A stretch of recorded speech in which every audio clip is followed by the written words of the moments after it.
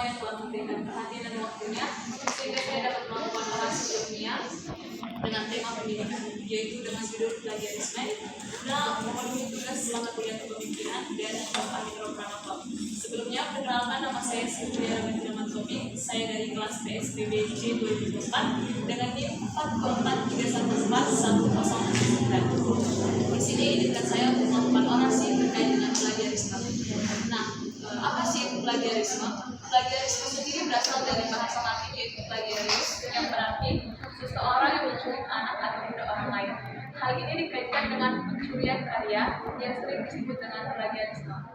Plagiarisme sendiri berasal dari kata plagiat yang berarti perbuatan yang disengaja ataupun disengaja dalam memperoleh nilai suatu karya. Plagiarisme sendiri merupakan fenomena yang sering kali terjadi di dunia pendidikan, khususnya di dunia perkuliahan. Plagiarisme sendiri itu bisa saja disebabkan oleh kita yang ingin memperoleh nilai yang baik, sehingga kita menghalalkan segala cara untuk mencari suatu karya atau tulisan tanpa memikirkan dari mana sumber yang kita dapatkan. Nah, plagiarisme ini sendiri merupakan tindakan pencurian karena kita sama saja mengambil ide, karya atau gagasan orang lain tanpa memberikan jadi hak kita. Itu sama saja dengan kita merampas hasil kerja keras atau tulisan dari seseorang.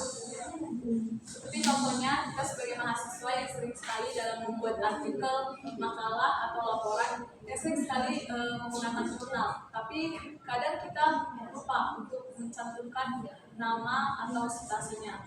Nah, untuk itu mungkin cara menghindari plagiarisme sendiri ini ada dua cara ya. Yang pertama itu kita harus menghargai karya orang lain. Seperti saat kita mengambil sesuatu dari jurnal maupun buku, kita tidak lupa mencantumkan nama dan sumber penerbitnya. Yang kedua mungkin dari diri kita sendiri, yaitu kita harus mau mengembangkan kemampuan diri kita sendiri dalam hal menulis, dan kita juga harus mau membaca serta mungkin menulis kembali apa jawaban yang kita temukan di internet dengan bahasa kita sendiri untuk menghindari yang namanya plagiat. Nah, di sini saya akan menjelaskan cara mencegah tindakan plagiarisme. Yang pertama itu menyertakan citasi, atau setiap jurnal yang kita ambil kita jangan lupa untuk menyertakan citasi dan sumber dari mana kita mendapatkan itu. Yang kedua adalah mencantumkan daftar pustaka sejak awal. Jadi seperti yang kita ketahui dalam menulis laporan, artikel atau makalah, kita itu perlu mencantumkan dari mana kita mendapatkannya melalui daftar pustaka itu. Yang ketiga adalah melakukan parafrase. Parafrase sendiri ini bisa kita lakukan dengan menggunakan aplikasi yang marak di era sekarang ini, atau mungkin dengan cara yaitu mengembangkan dengan kemampuan kita sendiri, yaitu dengan menulis dengan bahasa sendiri. Yang terakhir itu adalah menggunakan aplikasi untuk mencegah yang namanya plagiarisme. Seperti kita ketahui ada plat aplikasi seperti Blogspot ataupun Desa. Nah, plagiarisme sendiri ini sering sekali terjadi di dunia, khususnya tidak hanya mahasiswa. Terus itu sering sekali yang namanya melakukan plagiarisme. Jadi plagiarisme sendiri memiliki sebenarnya sanksi. Jadi seperti yang saya baca, menurut peraturan nomor 17 tahun 2010 terkait sanksi kepada mahasiswa yang melakukan tindakan plagiat, yaitu ada sanksi seperti teguran tertulis, pembatalan nilai, dan pembatalan hak sebagai seorang mahasiswa. Jadi mungkin saya ingin mengajak kita di sini sebagai mahasiswa, mari kita jadikan karya kita sendiri menjadi cerminan dari hasil yang kita pikirkan sendiri tanpa meniru hasil orang lain, karena kejujuran merupakan fondasi dari kesuksesan sejati.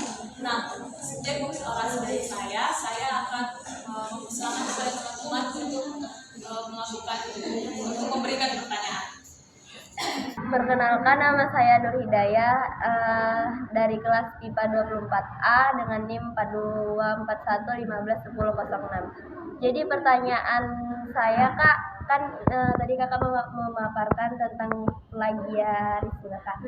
Nah, pertanyaan saya kan kalau misalkan kita sebagai mahasiswa kita membutuhkan referensi untuk mengerjakan makalah dan lain sebagainya. Jadi menurut pendapat kakak, seperti yang kita ketahui itu amati, tiru, dan modifikasi itu dia termasuk contoh plagiarisme enggak? Karena kan kita sedikit banyaknya mengambil materi-materi dari jurnal itu. Terima kasih. Perkenalkan, saya Dea Ananda Nasution dari kelas MIPA A 2024. Saya ingin bertanya, apakah ada hukuman bagi orang-orang yang ketahuan plagiat dengan secara sengaja?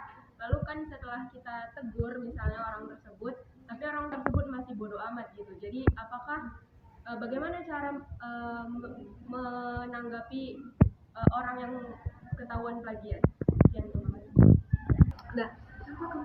Perkenalkan, saya Teresia Meladi Purba dari kelas MIPA A 2024. Pertanyaan saya adalah, selain dalam bentuk karya, apakah ada contoh lain bentuk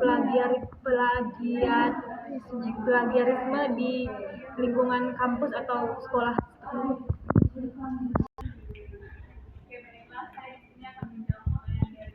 Kami menulis terkait dengan amati, tiru, dan modifikasi. Sebenarnya untuk kita sebagai mahasiswa dalam lingkungan ini, memang sejatinya kita menggunakan sistem amati, tiru, dan modifikasi. Namun seharusnya kita sebagai mahasiswa ini harus menghargai karya tersebut. Seperti yang saya katakan tadi,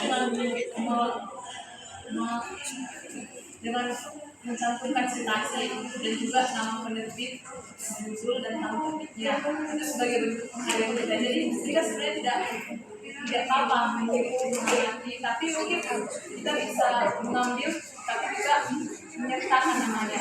Atau kalau misalnya kita mengerjakan tugas, kita itu tidak terlalu terbaku dengan bahasanya. Jadi seperti yang saya katakan tadi, kita mengubah dengan bahasa sendiri.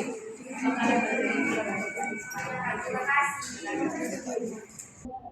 selanjutnya saya akan menjawab pertanyaan dari tadi ya, terkait dengan teguran atas pelanggaran yang dilakukan mahasiswa yang melakukan kajian. Jadi sebenarnya hal pertama yang harus kita lakukan itu yaitu menegur dia.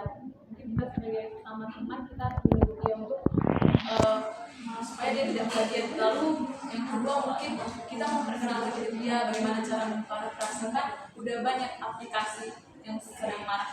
Tapi kalau dia tak melakukan dan plagiarismenya itu udah terlalu, mungkin seperti tadi kayak peraturan nomor 17 tahun 2010 yaitu dengan teguran tertulis, dan mungkin kita melaporkan ke pihak yang mungkin yang pertama yang kita laporkan itu ke dosen, terus nanti kita akan laporkan ke pihak yang berwenang kalau dia memang sudah melakukan tindak plagiarisme yang sudah keterlaluan.